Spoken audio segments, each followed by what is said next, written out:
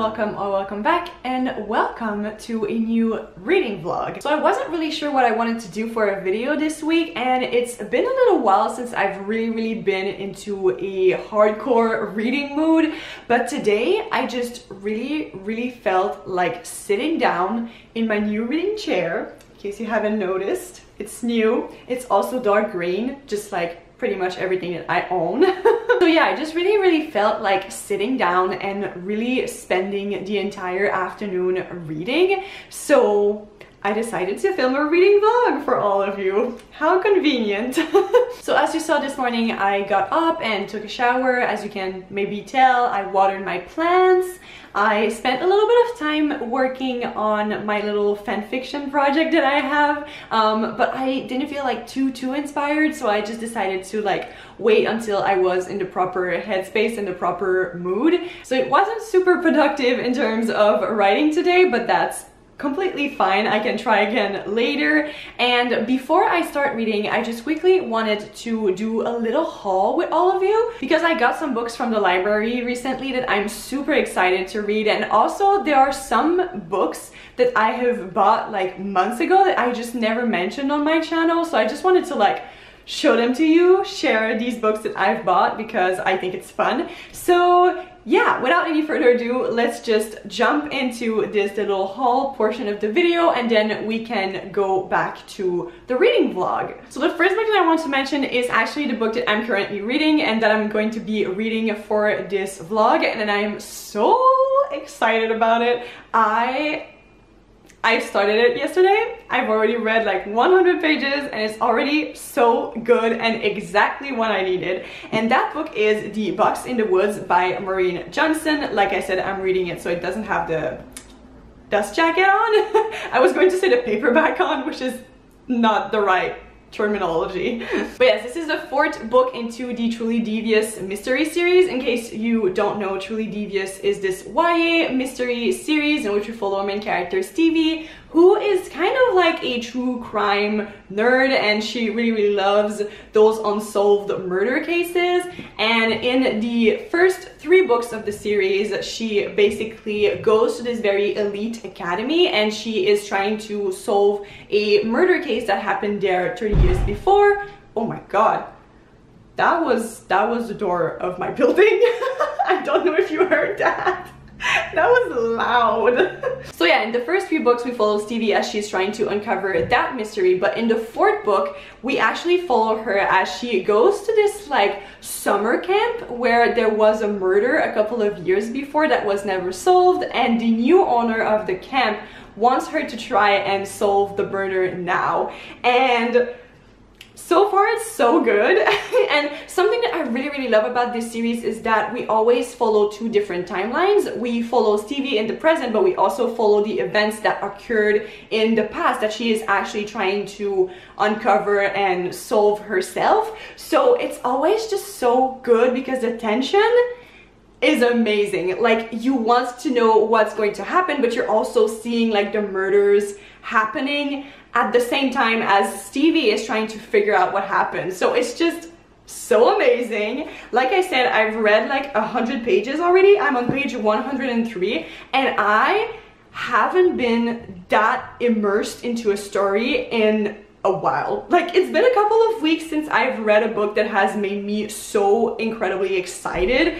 I can't wait to keep on going with this one. I'm so happy to be reunited with Stevie because I love her so much. I will definitely fly through it. I have that feeling for sure. So before I get to the library books, I quickly want to mention 2 other books that I've bought recently. The first one is Sister Outsider by Audre Lorde. I had borrowed this one from the library earlier this year. I read it and absolutely loved it. This is a collection of essays that are all about racism and sexism and the way that these 2 things intersect into our society from the point of view of Audre Lorde, who is a very well-known feminist and anti-racist scholar and activist. And I love this collection of essays so much. Audre Lorde really talks in this about white feminism and about education and about so much theory, but also about all of her personal experiences and how they have shaped her life. And it's just so good. I really highly recommend this book if you love feminism, if you love to read about it. I think it's very eye-opening also in terms of anti-racist theories. So yeah, would highly recommend this. It is definitely one of the best non-fiction books I have ever read. You know when I buy a non-fiction book that it's really good, because I don't tend to reread those very often, but I know that this one I will go back to because it just blew my mind. Then the next book I actually bought like months ago. I don't even remember when it was. I think it was probably either in March or in April, so it's really been a while. And that book is Jane Austen, Her Life, Her Times, Her Novels by Janet Todd. This is a very all-encompassing title. I love it. And basically I saw this in a bookstore and I thought that it looked, first of all, so beautiful. How pretty is this book? I love it so much. I think there are also like different illustrations and like fun graphics in here. Well, not graphics, but like the presentation is very nice is what I'm trying to say. And oh my god, like look at this, it's so pretty. And yeah, it's basically just a biography about Jane Austen, and ever since I've read all of Jane Austen's novels last year, I've been very curious to read more about her life and just get to know her better as an author and as a person. And I know that we don't know too many details about her life. Like, she was a very, not secretive, but like a very private person, I think, so we don't know a lot about her.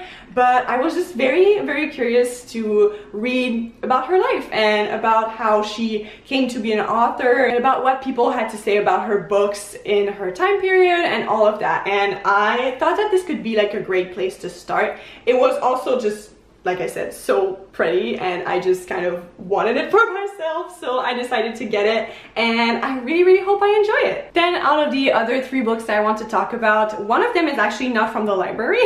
My friend actually lended it to me, and that book is The Maidens by Alex Michaelides. Michaelides? I don't know how to pronounce that last name. I will have to look that up. But basically this is our pick for the TD's book club for the months of July and August. It's this dark academia mystery novel that takes place, I think, either in Cambridge or Oxford, like one of those two. And basically a woman turns up dead and our main character is sent over there to try to investigate, and a lot of people are really suspicious of this one professor who is really adored by a group of students who call themselves the Maiden, and he is kind of like the Greek tragedy professor, I think. And so we follow this main character, this woman, I don't know what her name is, Mariana, as she goes over there and is trying to uncover who killed this student. And it sounds really good. I have heard great things about this book. I'm definitely very intrigued and very excited to dive into this. As you all know, I love dark academia, I love Greek mythology, so I feel like this is going to be right up my alley. Then the next book that I have is actually going to be a buddy read with that same friend who lended me this book. Shout out to Alex if you're watching. Love you, girl. But basically we decided that we really wanted to buddy read The Witch's Heart by Genevieve Gornichek. I love her name so much, but every single time I try to pronounce it, I start to pronounce it in French, and then I have to like remind myself that if I say it in French, you won't understand what I'm saying. But it sounds French to me. Genevieve Gornichek. It's so great. Anyway, this is a retelling of Norse mythology, I think. And this little blurb of the synopsis is really what intrigued me the most about this book. It says, when a banished witch falls in love with the legendary trickster Loki, she risks the wrath of the gods in this moving, submersive debut novel that reimagines Norse mythology.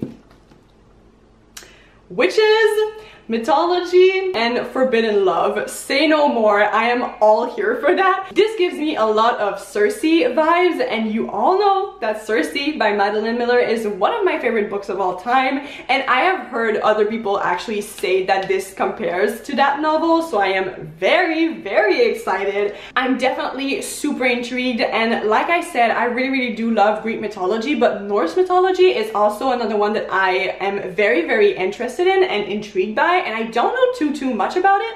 Like, the only thing that I know about Loki is what I've heard in Marvel movies, which is probably not really exact, but I will gladly imagine this rendition of Loki as Tom Hiddleston because he's so pretty. But yeah, very excited to dive into this. We should start it soon, so I can't wait to see what I think. And then finally, the last book that I've gotten from the library is The Stationery Shop by Marjane Kamali. I have heard so many people talk about this book in the last like 2 months or so, I want to say. Like, Liv from Stories for Coffee raved about this book. Hannah from A Clockwork Reader loved this book so much as well. And I've just seen it just basically everywhere. This is a historical fiction romance that takes place in Iran, I think in the 50s or the 80s during the Civil War, 1953. So it takes place in Iran, and we follow those two characters who meet and fall in love, and then for whatever reason they are teared apart,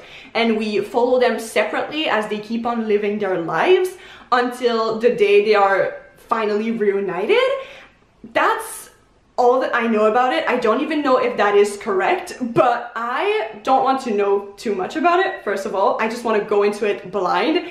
And like I said, I've heard so many good things. Apparently this book will make me sob my eyes out, which I'm always down for. And it has those kind of like timeless Evelyn Hugo vibes apparently, which I'm just like really excited about. And the last couple of historical fiction kind of literary novels that I've read have kind of disappointed me, so I really hope that this one doesn't, but I have very high hopes, and I can't wait to dive into this. Love myself a good tragic love story. Give it to me. Alright, so there we go. This is my tiny little haul. I'm definitely very excited about all of these books, but now I'm going to keep on reading The Box in the Woods because, oh my god, I need to know what is going to happen.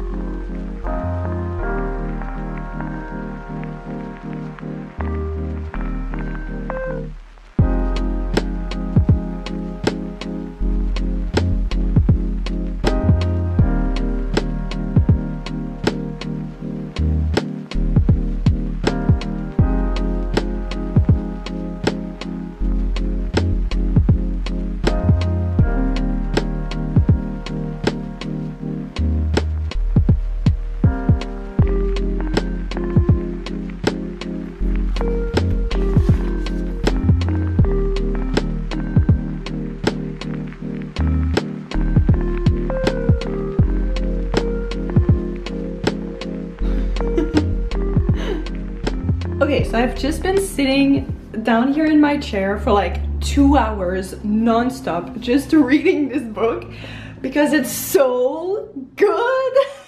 And I am now halfway through, I think pretty much exactly, and things are really starting to happen. Basically in 1978, like 4 kids were murdered at that camp, and so people are trying to figure out what happened. They've been trying to figure out what happened for like the last 30 years or so, and oh my gosh, it's really gruesome, and things are starting to get weird in the present as Stevie is trying to investigate, as it often happens in a Maureen Johnson novel.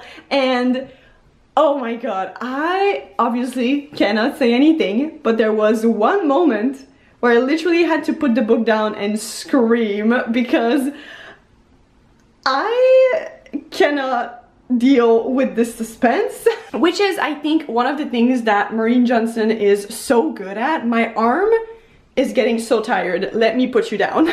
So yeah, as I was saying, I think that Maureen Johnson is like so good at creating suspense, and she is really good at keeping you going. Like, I just want to know what's going to happen, and this is super fast-paced, so I feel like that's why I'm reading it so fast. And because we get those like little glimpses from the past, obviously we know things that Stevie doesn't know, but we also slowly uncover these things as she is uncovering them, and it's just so well done. I love it so much, and I love all of the characters. Obviously, I really love Stevie. I think she is such a great main character. I love the side characters of this series so much. They're just so great. We see Janelle and Nate in this one, and they're like two of my favorites, so I absolutely am so happy about that fact. We're gonna get David too, who is definitely not my favorite character, but I'm ready to give him a chance in this one. Like, I'm ready to see how he's going to act. I also think that the suspense and the mystery and all of that is super interesting, but also Maureen Johnson's writing style is just so good, and I had forgotten how funny she is. She makes those like weird comparison, or the way that the characters talk and act are just so hilarious, and I just really love that. So yeah, I'm gonna keep on going eventually. I think I'm gonna take a little break because I am just, you know, trying to process everything. And also, I don't want to finish this book too fast. I think I'm just going to try to like relax, maybe have a snack, and then I'll probably keep on going. I would go for a walk, but it's like very hot outside right now, and I'm not down for that. I think I'm gonna wait until after supper, and then I'll probably go and have a little walk and then end the vlog afterwards. So yeah, that's the plan. What time is it? It's like 4:25. Yes, my screen background is Freddie Carter and Amita Suman. Do not perceive me. I have a Canish obsession. So yeah, like I said, it's almost 4:30, so definitely time for a snack, and then I'm gonna keep on going because I'm just so excited about this book, and I can't wait to see what's gonna happen. So let's go. Okay, I don't know how to end this clip. All right, bye. Just think about it right now. Everything's okay. No matter where you find yourself, no matter what kind of stuff is going on in your life, underneath it all, everything's actually all right. You're okay. You have more power than you might be giving yourself credit for. If you have something that's going on in your life right now that's challenging, painful, a reminder to take a little bit better care of yourself.